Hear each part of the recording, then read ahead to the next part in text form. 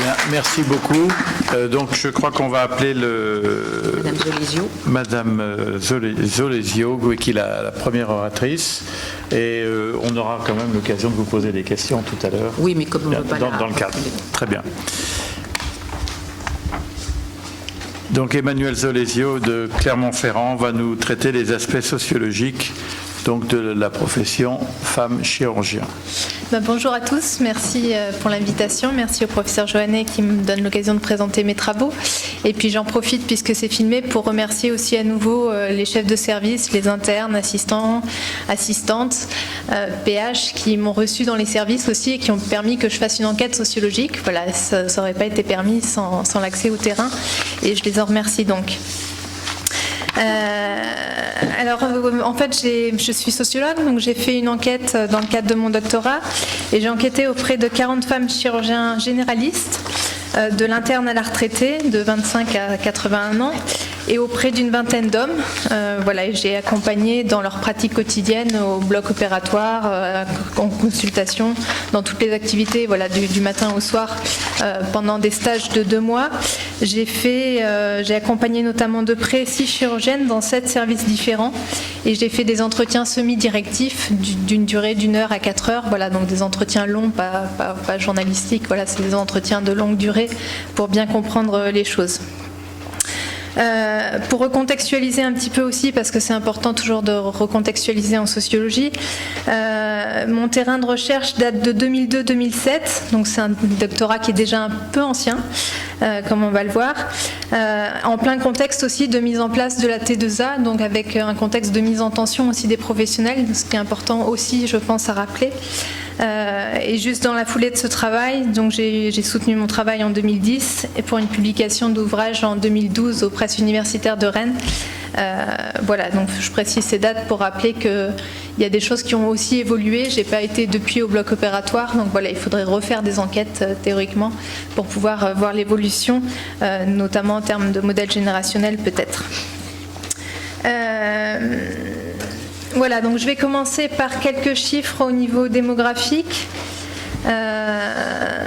Mais je ne vais pas m'appuyer sur la démographie, sur la répartition ni territoriale, ni sur les chiffres du numerus clausus, simplement sur les aspects qui, moi, m'intéressent, sur les aspects de féminisation. Et on peut voir que statistiquement, plus on se rapproche du cœur de l'activité opératoire, plus c'est masculin. Alors là, j'ai créé des statistiques où on voit les spécialités médicales. Le pôle chirurgical, ce sont les spécialités médicales qui sont au bloc opératoire, donc l'anesthésie et la radiologie. Et puis la chirurgie, et j'ai différencié les spécialités strictement chirurgicales des spécialités médico-chirurgicales. Et donc on voit que plus on a une activité qui se rapproche de la chirurgie lourde, de la chirurgie strictement chirurgicale, plus on a un taux de féminisation faible. Puisque pour le total de la médecine, on était à 37,8%. En chirurgie, toute spécialité agrégée, on est à 23,3%. Et pour les spécialités chirurgicales vraiment pures, je dirais, on est à 8,5% de femmes seulement. En 2006, ce sont les données de 2006. Donc en 2006, alors que la médecine comptait près de 40% de femmes, on comptait seulement une femme chirurgien pour 5 confrères en exercice. Voilà, donc ça donne une idée. Donc on peut noter un premier phénomène qui est un phénomène qu'on appelle de ségrégation horizontale, à savoir que les femmes sont majoritaires dans certaines spécialités alors que les hommes le sont dans d'autres, notamment en chirurgie. Et on peut voir un second phénomène, ce qui est la ségrégation verticale. Plus on s'élève dans la hiérarchie des postes hospitalo-universitaires, et moins on trouve de femmes, avec le chiffre qui a été rappelé de 1% de femmes chefs de service ou PUPH. Donc toutes ces données statistiques ont amené les sociologues, et parmi eux Régine Berco et Alexandre Mathieu-Fritz, à parler de bastion masculin de la chirurgie. Et le fait était d'autant plus frappant à ce moment-là qu'on commençait à avoir 60% d'étudiantes reçues en 2e année. Donc on avait une féminisation qui commençait à être massive, mais la chirurgie qui résistait en quelque sorte à cette féminisation. Alors cette féminisation des études médicales, elle n'a pas cessé de se poursuivre mécaniquement, puisqu'avec 60% de reçus, aujourd'hui 70%, mécaniquement, voilà, il y a une arrivée aussi massive, plus massive de femmes. Donc le taux de 23% que j'ai annoncé, c'est un taux qui considère toutes les spécialités chirurgicales. Mais si on regarde aussi à un niveau d'analyse plus fin, spécialité par spécialité, on s'aperçoit qu'il y a une ségrégation horizontale en chirurgie avec des taux de féminisation très variables d'une spécialité à l'autre et des évolutions dans le temps qui ont été aussi variables. Pour reprendre les chiffres, donc la spécialité la plus féminisée, sans surprise sans doute, est la gynéco-obstétrique, avec l'ophtalmologie aussi, que je n'ai pas mise, qui a 38% et qui aujourd'hui a 50% de femmes, donc il y a une augmentation. En chirurgie générale et digestive, lorsque j'ai fait mon enquête, on était à 10% de femmes et aujourd'hui on est à 22%, donc il y a une très nette augmentation en chirurgie digestive et générale. En orthopédie, c'est stable, 5 à 6%. La thoracique et vasculaire, on passe de 4 à 11%, et en urologie, de 3% à 10%. Voilà, pour les aspects quantitatifs du phénomène, on peut voir aussi, si on reprend juste la chirurgie générale, on voit la pyramide des âges qui vous sera sans doute présentée ensuite, j'imagine aussi. On voit avec une arrivée, un recrutement un peu plus important pour la génération des 30-34 ans. Alors voilà pour les aspects quantitatifs. Maintenant, pour les aspects qualitatifs, qu'en est-il de l'arrivée des femmes en chirurgie? Comment elles choisissaient ce métier? Comment elles choisissent ce métier? Quelles étaient les configurations de services et voilà comment ça se passait dans les services et comment elles s'y maintenaient malgré un sexisme que j'ai pu observer et qui était apparent. Alors pourquoi et comment elles choisissent le métier de chirurgien? Déjà, je dirais qu'il y a des aspects qui sont comme les candidats masculins. Voilà, il n'y a pas de différence. Il faut déjà des bons résultats aux ECN. Voilà, c'est un des critères déjà d'avoir de bons résultats aussi pour pouvoir choisir la spécialité. Comme les hommes, elles ont un goût pour la technique, l'action, pour l'aspect manuel du métier. Donc ce qu'on appelle en sociologie des dispositions à la technique. Voilà, il faut déjà avoir un goût pour cet aspect-là du métier. Et puis elle développe un goût pour la compétition avec les candidats masculins, des dispositions compatibles, d'un goût pour le challenge, qui est exprimé par plusieurs d'entre elles. Alors notamment, si je reprends les témoignages de Michel Gavaggio, c'est un prénom anonymisé, évidemment, comme tous les noms que je vais citer, qui est praticienne hospitalière de 55 ans. Elle m'explique, au départ, j'ai fait ce métier-là avec un peu un sens du défi, du challenge. Au départ, ce qui m'intéressait, c'était ça, tout ce qui est presque conflictuel. De même, Claire Valmeras, chirurgienne libérale, 35 ans, justifie son choix de la spécialité. Moi, j'étais plutôt à faire la course avec les garçons, donc ça allait bien de pair avec ça. Voilà, donc dans un premier temps, c'est un peu cet aspect compétitif qui les motive, se dépasser, prouver qu'elles peuvent faire autant, montrer qu'elles ne sont pas juste des femmes, mais qu'elles peuvent faire aussi bien, voire mieux que leurs collègues masculins. Et c'est avec le temps, en fait, que va se développer une certaine lassitude pour cet aspect compétitif, voilà, qui va s'émousser aussi à la rencontre de leurs collègues masculins. Je ne l'ai pas précisé aussi, mais il faut une bonne condition physique aussi, une bonne santé, voilà, et ce qui est un des critères aussi qui a souvent été évoqué par les intéressés.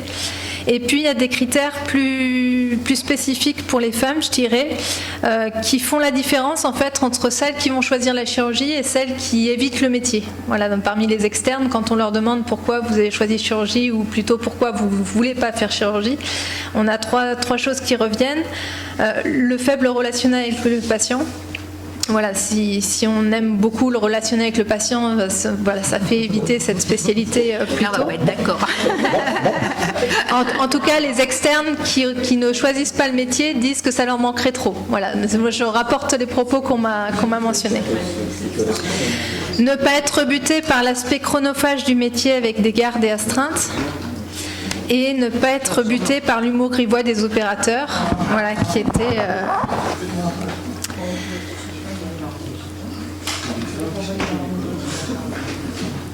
Voilà, dans les configurations familiales aussi que j'ai pu observer, elles rapportent que dans leur socialisation, ce qu'on appelle la socialisation primaire, c'est l'éducation pendant l'enfance, on va dire, pour le dire vite. Elles rapportent souvent qu'elles étaient dans des contextes, en fait, soit de fratrie masculine, soit de fratrie féminine, où le père a investi plus une fille du rôle de garçon. Et donc, elles avaient aussi développé ce goût pour la compétition dans des socialisations de type garçon manqué un petit peu, qui faisaient qu'elles étaient un peu aguerries aussi à ces contextes masculins et que voilà, ça leur faisait pas peur en tout cas. Des configurations de services, alors lorsque j'ai observé, ça a pu changer avec la féminisation qui est plus importante aujourd'hui, mais elles étaient isolées dans les configurations de services. On avait rarement plus d'une chirurgienne par service. Donc voilà, elles faisaient figure d'exception statistique, même si elles étaient quand même 350 en France, mais réparties de façon isolée dans les services. Et c'était manifeste que être une femme et chirurgien, ça restait complètement incongru, et pour les patients et pour les médecins eux-mêmes. Alors on trouve la trace de cette féminisation inachevée dans les observations de terrain. Pas un stage ne s'est achevé sans que j'ai relevé un incident qui témoigne de l'évidence selon laquelle le chirurgien devrait être un homme. Alors on peut prendre l'exemple de Chantal Mondor, assistante chef de clinique, 31 ans, accompagnée d'un interne, qui est prise par l'infirmière, secondant le chirurgien alors qu'elle rentre dans la chambre d'un patient. Une autre, Anne Cassard, praticienne libérale, 38 ans, répond au téléphone et est obligée de dire « oui, c'est bien moi, un médecin généraliste qui la prend pour la secrétaire ». Julie Malo et Anne Cassard reçoivent le courrier d'un médecin généraliste avec la mention « cher confrère ». Alors dans le cas d'une des deux, son mari était chirurgien, donc voilà, ça peut expliquer, mais quand même. Et puis Eva Valansky dit qu'elle reçoit régulièrement des courriers commençant par Monsieur Eva Valansky alors qu'elle n'a pas un prénom mixte. Voilà, donc c'est autant de petits faits qui disent bien les choses, je crois. Le sexisme a pris des formes différentes aussi selon les générations. Pour les pionnières, il y a eu parfois, pour les toutes premières, des refus de former, tout simplement, ni plus ni moins. Lise Pifto me raconte « J'étais interne avec un patron qui a jamais voulu que j'aille l'aider au bloc, par principe. Et donc je suis passée pour tout dire, il est décédé, donc je ne vais pas lui dire trop de mal, il m'en a fait beaucoup.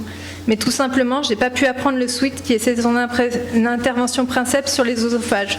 Je suis passée 6 mois dans le service, on en faisait beaucoup, je n'en ai pas vu un seul. Voilà, j'ai appris le SWIT tout seul dans les bouquins. Alors voilà, je trouve dommage de passer chez lui et de ne pas avoir fait un SWIT. J'étais pas désirée au bloc opératoire avec le patron de service. Quand on est interne, on choisit son service. Hein. Les patrons n'ont rien à dire. Mais ils peuvent vous ignorer totalement, hein, faire comme si vous n'existiez pas. Voilà un exemple, Bon. Alors pour les plus jeunes générations, voilà, on ne pouvait plus interdire l'accès au bloc opératoire, donc voilà, elles étaient de fait intégrées dans les équipes. Mais beaucoup ont dit que ça passait par de l'humour en fait, voilà, qu'il y avait d'autres formes de sexisme qui étaient peut-être plus insidieuses, avec des remarques du type la place d'une femme est à la maison, une femme chirurgien ça n'existe pas. Et puis la fameuse blague de salle de garde, les chirurgiennes de garde qui reviennent. Tout ça qui est évoqué par les intéressés comme du folklore propre à la profession. Alors elles disent c'est du folklore, mais en même temps elles montrent bien qu'elles en souffraient et que c'était jamais évident, et que l'humour était toujours à double tranchant puisque c'est facile de dire aux victimes qu'elles n'ont pas compris qu'il s'agissait que de l'humour. Voilà, mais à la longue, ça crée donc une certaine lassitude. Et elle parle de blagues pas si anodines que ça. Voilà, même si dans les faits, de ce que j'ai pu observer, en interaction avec les hommes, elles n'étaient pas dans la victimisation. C'était pas du tout leur posture, mais en entretien, elles se confiaient beaucoup et elles partageaient combien ça pouvait leur peser, même si dans les faits, elles continuaient d'exercer, voilà, d'exercer du mieux qu'elles pouvaient, mais c'était pas forcément évident à vivre. Alors comment elles se maintenaient face au sexisme ambiant? Nombreuses sont celles qui ont dit dans les deuxième génération ou troisième, que c'était important pour elles d'avoir vu des pionnières, que c'était important parce que ça attestait que c'était possible. Lise Pifto, PH de 49 ans, me dit « C'est important de voir que c'est possible ». Soraya Aboudaradam, PH de 38 ans, quand j'étais externe, j'ai toujours eu des chefs femmes et ça a joué. Donc je me suis dit « C'est possible ». Pour moi, c'était évident que les femmes faisaient de la chirurgie, j'en ai toujours vu. Pour autant, il ne semble pas y avoir eu de relation de compagnonnage spécifique avec ces aînés qui ont eu pour principal rôle de leur ouvrir la voie et les possibles, mais qui considéraient aussi qu'elles n'avaient pas encouragé plus une femme qu'un candidat masculin, sans doute aussi pour affirmer voilà, leur position au même titre que les hommes. Mais du coup, il n'y a pas eu de mentorat privilégié du côté féminin. Donc c'est plutôt des patrons masculins quand même qu'elles citent comme leur maître. Confirmant en cela d'autres travaux sur les femmes dans les métiers d'hommes quant au rôle des mentors masculins. Je pense aux travaux de Geneviève Ruvot sur les femmes policiers ou de Marie Buscato sur les femmes musiciennes de jazz qui montrent aussi la même chose. Voilà, donc elles insistent aussi surtout sur ce qui les a motivées dans ces modèles de praticiennes, à savoir qu'elles donnaient l'impression de concilier de façon heureuse vie familiale et vie professionnelle. Gaëlle Panam, PH de 35 ans, partage ainsi que son modèle, c'était d'être orthopédiste dans cette manière d'être, de s'imposer et de dire « voilà, je fais un métier d'homme, mais j'en suis pas pour autant ». Elle était mère de famille, elle avait 3 enfants et tout. C'était un modèle pour moi, elle avait réussi à être une vraie femme avec des enfants et faire un métier quand même chirurgical pur. Donc c'est possible, c'était possible. Voilà, et contrairement peut-être à ce qu'on a pu lire parfois sur le fait que les femmes allaient déserter le métier, qu'elles ne seraient pas présentes, moi de ce que j'ai observé dans les services, elles étaient tout aussi présentes que les internes masculins, voire plus, et elles n'étaient pas du tout moins disponibles pour le travail, pour leur activité professionnelle, et elles conciliaient voilà, en prenant 2 nounous, une de nuit, une de jour, des jeunes filles au pair, mais elles trouvaient les moyens de s'organiser, le salaire le permettant aussi, mais il y avait des aménagements possibles pour concilier vie familiale et vie professionnelle. Voilà. Les gardes sont payés, le salaire est payé. Bien, merci beaucoup de toutes ces observations. Alors, elles s'appliquent au domaine médical, au domaine chirurgical, mais finalement, si on regarde un peu plus haut, est-ce que c'est pas la même chose qui s'est passée peut-être avec un peu plus d'avance dans le domaine de la magistrature? Je vois les directeurs d'hôpitaux maintenant sont de façon majoritaire des femmes, et donc qu'est-ce qu'on a vraiment de spécifique finalement dans le métier de chirurgien par rapport à tout ce changement dans la société par rapport au travail des femmes? Le spécifique, je dirais l'activité en elle-même, mais après il y a des mécanismes sociaux qu'on retrouve dans d'autres métiers, et voilà, il n'y a pas, voilà, je pense que s'il n'y a pas forcément une spécificité à rechercher de ce point de vue-là. Voilà, après c'est un modèle de profession valorisé et de prestige, donc qui était aussi l'apanage des hommes pendant longtemps, et qui connaît une féminisation, voilà, parce qu'on travaille aussi beaucoup à valoriser la féminisation, la mixité, la parité. Il y a eu tous ces changements aussi d'ordre politique, je crois aussi, qui ont insisté beaucoup là-dessus avec le féminisme notamment, et qui amènent des reconfigurations aussi de ce point de vue-là. Merci. Est-ce qu'il y a des questions? J'imagine qu'il va y avoir des tas de réflexions. Oui. Demandez-lui de se prêter. Oui. Je vous félicite là pour ce travail qui est très intéressant. Je vois que tout le monde a réagi quand on a parlé du déficit relationnel avec les patients en chirurgie. Moi, je travaille pour un assureur qui assure les chirurgiens, et dans nos bases de données, on s'est penché sur le profil des chirurgiens femmes. Et on s'est aperçu que les chirurgiens femmes ont moins de fréquence de sinistres que les hommes. Alors on s'est demandé pourquoi. On sait que dans notre base de données, 40% des problèmes qui aboutissent à un sinistre sont dus à des problèmes de communication. Et comme par hasard, c'est parce que les femmes communiquent mieux qu'elles ont moins de sinistres. Ce qui veut dire que la réflexion que vous avez évoquée là, il y a un instant, ne relève pas de la réalité, elle relève de l'idée que se font les potentiels internes de ce qu'est la chirurgie. Ils pensent que le problème relationnel n'est pas très important, à tort ou enfin, d'une façon positive ou négative, dans leur choix. Mais la réalité, c'est que les femmes qui choisissent de faire chirurgie sont meilleures en matière de responsabilité que les hommes, du fait de leur capacité à communiquer. Et ça, c'est très important. Merci. Une autre question? Vous vous présentez à chaque fois. Étienne Boudet. J'ai la notion que la première femme médecin est Madeleine Grès en 1875. Qu'est-ce que vous en pensez? Vous l'avez peut-être parlé déjà. Non, mais c'est sur ma présentation, j'ai présenté Madeleine Bress, qui est la première reçue à l'internat de Paris, et qui était médecin neurologue. Donc effectivement, au sens diplômé, spécialiste, c'est la première en France. Oui, on lit dans les revues que c'est la première femme médecin. Oui, médecin. Et la deuxième, c'est celle dont on va parler, qui a été chirurgien. La première chirurgien. La première chirurgien. Merci. Najot, oui. Est-ce qu'il y a d'autres questions? Oui. François Richard. Oui, je me demande si le problème du relationnel ne tient pas à un biais qui est lié aux personnes qui ont été interrogées, qui étaient en l'occurrence des externes, au moment du choix. Pas que, mais en fait, j'avais comme horizon aussi de comparaison la médecine générale. Au départ, je suis partie d'une maîtrise où je comparais avec la médecine générale. Donc, au regard de la médecine générale, il y a moins de relationnel avec le patient. Voilà. Et je pense que plus les étudiants j'ai vu aussi sont... des impairs, faits aussi par des femmes dans le relationnel. Donc, c'était... Voilà, moi, je l'avais interprété comme étant le fait que les femmes étant plus favorables à avoir du relationnel ne choisissaient pas la chirurgie car les étudiants pensaient qu'ils auraient peu de relationnel. Et ça, c'est expliqué par le fait que malheureusement, au niveau de l'externat ou des futurs internes, quand ils sont dans les services le matin, c'est pas forcément à ce moment-là qu'il y a le maximum de relationnel entre les chirurgiens qui se voient plus en consultation ou à d'autres moments. Donc c'était pour ça que je voulais vous poser quelle était la population qui avait répondu. La population, j'ai interviewé de l'externe à la femme retraitée, comme je vous disais. Donc avec des assistants chefs de clinique, des PH, j'ai accompagné vraiment tous les niveaux. Je me suis pas focalisée sur les externes. J'avais peu d'externes. J'ai même démarré plutôt à l'internat.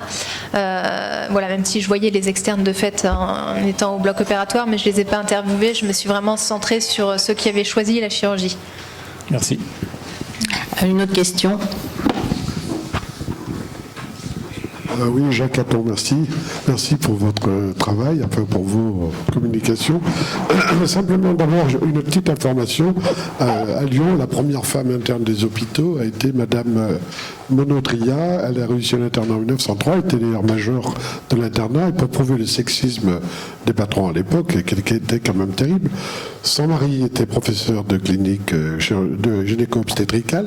Lorsqu'elle est allée demander sa thèse aux collègues en obstétrique, on lui a proposé mortalité de la femme en couche. Et donc elle était enceinte à ce moment-là, parce que, alors, bien sûr, elle a refusé de passer sa thèse à ce moment-là. Puis ensuite, elle a passé sa thèse sur un cas de déformation de la face dans le cadre de monstres cyclopes, entre guillemets. Donc ça, c'est la première femme interne des hôpitaux de Lyon, Elisabeth Monotria, 1903. Alors, moi, en ce qui concerne les orthopédistes, je suis un peu surpris de votre chiffre, parce qu'au niveau de la société d'orthopédie, on a l'impression qu'il y a un peu plus de 10% de femmes. Puis surtout, alors je rentre, c'est variable suivant les pays. Parce que je reviens du congrès espagnol de chirurgie orthopédique la semaine dernière. J'ai interrogé mes collègues espagnols là-dessus, parce que j'avais la notion qu'il y avait plus de femmes qui faisaient de la chirurgie orthopédique en Espagne. Ils m'ont expliqué qu'en Espagne, et effectivement, j'ai vérifié ça en interrogeant plusieurs patrons espagnols, il y a entre 30 et 40% de femmes chirurgiens orthopédistes en Espagne. Donc on est loin des 6% ou des 10%. J'ai repris les chiffres du Conseil national de l'ordre qui m'ont été transmis en tout cas. Voilà, donc j'ai fait la statistique à partir des chiffres du Conseil. Oui, non, mais je ne mets pas en doute vos chiffres. Hein. Je dis simplement que si on regarde les registres de la Société française de chirurgie orthopédique, c'est un peu différent. Bon, peut-être qu'il y a plus de femmes qui s'inscrivent par rapport au nombre d'hommes, c'est possible aussi. Et par ailleurs, je vous dis, en Espagne quand même, il y a une disparité forte entre le pourcentage en France et le pourcentage en Espagne, et il y a beaucoup de patrons qui m'ont dit ah ben oui, moi dans mon service j'ai 7 internes, 7 résidents, j'ai 5 femmes. Donc effectivement il y a une grosse majorité en Espagne.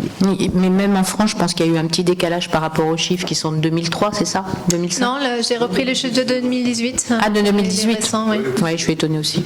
Donc, oui. Attendez, il y a d'autres questions. Deux questions. Albert Claude Benamou. Une question concernant le plafond de verre des carrières des collègues femmes en chirurgie et la comparaison. Est-ce que vous avez fait une comparaison avec finalement la situation globale de la femme en médecine, en particulier en médecine hospitalière, parce que le plafond de verre s'exerce surtout dans les carrières disons universitaires, doyens des facultés de médecine, etc. Il y en a très peu, donc on peut. Donc, le plafond de verre, c'est ce que j'ai nommé la ségrégation verticale. C'est le même phénomène en fait qui a deux noms. Le nom. C'est les postes de responsabilité. Mais on est à 1% de femmes en chirurgie contre 7 à 8, je crois, en médecine. Voilà, donc il y a effectivement un plafond de verre aussi en médecine, mais peut-être un peu moins marqué.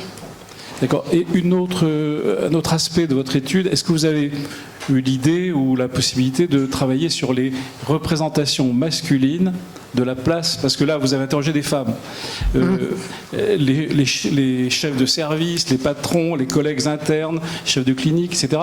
Que pensaient-ils eux à cette époque, parce que peut-être votre étude est un peu historique et il faudrait qu'elle soit évolutive pour voir les modifications des représentations qu'on a au fur et à mesure de l'ensemble de la société sur la place de la femme dans l'ensemble des professions.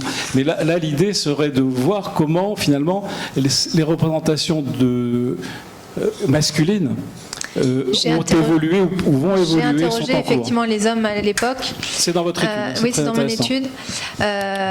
Beaucoup partageaient que pour eux, la place d'une femme n'était pas en chirurgie, que c'était d'être avec ses enfants. Certains m'ont dit c'est comme une femme légionnaire. Voilà, c'était vraiment dire que... Voilà, donc dans les témoignages masculins, voilà, c'est ce qui revenait, c'est qu'une femme devait être avec ses enfants et pas en chirurgie.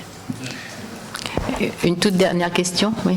Vous avez différencié les spécialités chirurgicales astreignantes, enfin des spécialités chirurgicales moins astreignantes. Et alors, il est intervenu entre les générations le repos compensateur, c'est-à-dire que avant on enchaînait les gardes, enfin on comptait pas les heures, etc. Et maintenant on a une qualité, enfin un temps de travail qui est plus structuré. Est-ce que vous avez pu juger si ça avait joué Alors au moment où j'ai fait mon enquête, je ne veux pas dénoncer, voilà, mais le repos de compensation n'était pas toujours observé, voilà, et notamment sur la pression des chefs de service qui demandaient, voilà, on comprend aussi pourquoi, hein, voilà, donc je comprends les tenants et les aboutissants évidemment, mais voilà, il y avait aussi des excès par rapport au repos de compensation qui n'étaient pas forcément respectés. Une toute petite question rapide, pour ne pas dépasser le temps. D'abord, je me lève pour rendre hommage aux deux premières oratrices pour cet excellent travail. J'ai tous les défauts, chère madame. Je suis ancien doyen, je suis ancien vice-président de la conférence des doyens. Je ferai une petite anecdote. Tout ce que vous avez dit était totalement exact. J'étais au sein du sein et donc je témoigne effectivement de cet aspect délétère qui était porté vis-à-vis des femmes au sein, c'était il y a longtemps je vous rassure, mais de notre conférence. Donc c'est le deuxième point, j'ai tous les défauts, je suis chirurgien orthopédiste, vous avez dit effectivement un peu de mal, mais je ne partage pas tout à fait l'avis de Jacques Caton, d'ailleurs il le sait bien, mais en ce qui concerne, il suffit de regarder même actuellement les chiffres dans notre sous-section du Conseil national des universités, je crois que je pourrais vous les citer de nom, il doit y avoir 4 femmes sur 119 PUPH en orthopédie actuellement en France en chirurgie orthopédique adulte. Donc ça reste quand même encore un problème. C'est quand même quelques PUPH, ouais. Alors en ce qui concerne effectivement les chirurgiens et le caractère, ce que vous avez mis sexiste des chirurgiens orthopédistes, je me souviens très bien, c'est anecdotique, mais quand j'étais doyen, on a été obligé d'imposer une tolérance zéro. J'étais doyen il y a exactement 12 ans, j'y suis resté pendant 7 ans, vis-à-vis de comportements qui ne sont plus de mise et contre lesquels il faut se battre pour défendre l'intérêt des femmes. Je crois que c'est très clair. Merci en tout cas. Donc merci beaucoup. Et continuez le combat. Merci. Je m'excuse, je dois partir parce que j'ai un autre projet de recherche ce soir. Voilà. Donc on vous laisse aller prendre votre train. Mais voilà, je suivrai avec attention les vidéos.